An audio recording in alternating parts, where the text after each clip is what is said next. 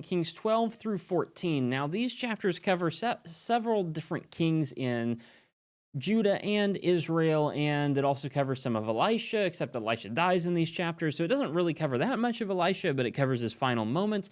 These are an interesting set of chapters, so go ahead and read them. Basically, I'm not really sure how best to summarize this in a good way, but here is an attempt at doing so. You have Jehoash, or Joash, in Judah down in the south in chapter 12, and Joash is pretty good except for when he's not, which is basically every time he doesn't listen to really good advice.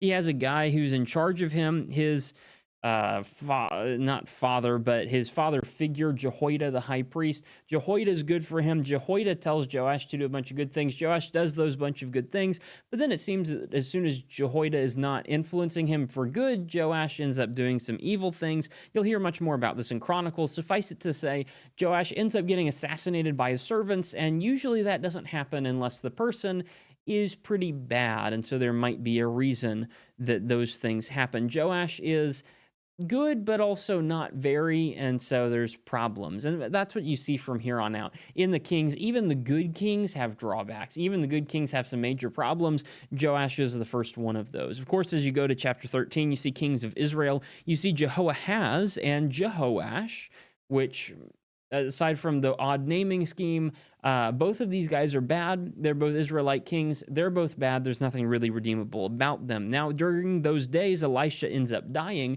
He makes a bargain with Jehoash, the king in Israel. He makes a bargain with that guy that if that man strikes the ground, then he will win a great battle over Syria. And so that man strikes the ground, but only a couple times. And instead of being willing to, do a lot of work for it, instead of being willing to keep on striking the ground until Elisha said, stop doing it, he's only willing to do it a couple times and then he gives up. And so God says, if you're not willing to go wholehearted for me, if you're not willing to really work for me, why should I work for you? Israel is getting rejected, and we'll only see that more and more in the next couple of chapters, but we'll see that play out as Israel ultimately dies. In chapter 14, you have some more kings. You have King Amaziah in the south in Judah. That's pretty good.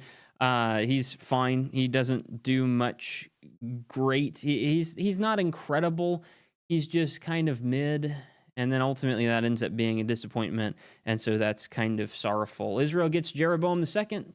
Jeroboam II is bad, but we'll mainly talk about him tomorrow. Well, we really won't talk about him much at all. He doesn't do much of anything. Welcome to the Kings period. It's just sad. There's not much to it. And so as you read this, well, it's just kind of depressing. Hopefully this will clear up.